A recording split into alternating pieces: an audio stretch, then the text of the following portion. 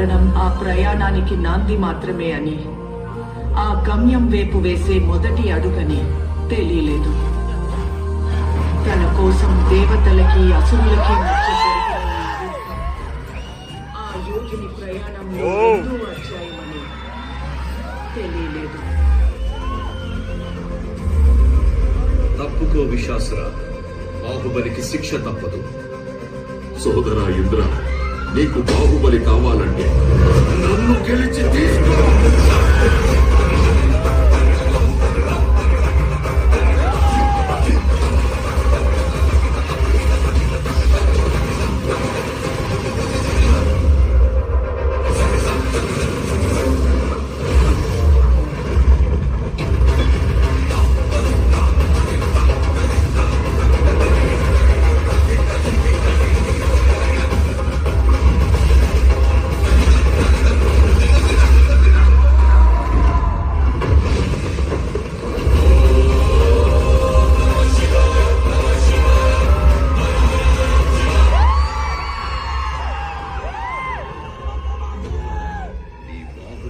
ఎవరు కాపాడలేకూడదు.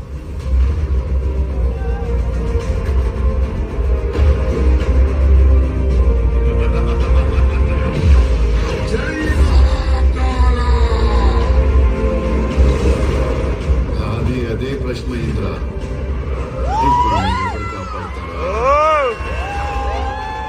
ఈ 14 లోకాల మనుగడ ఒకే ఒక మానవుడి చేతిలో. ఆ శక్తి పేరే బాహుబలి.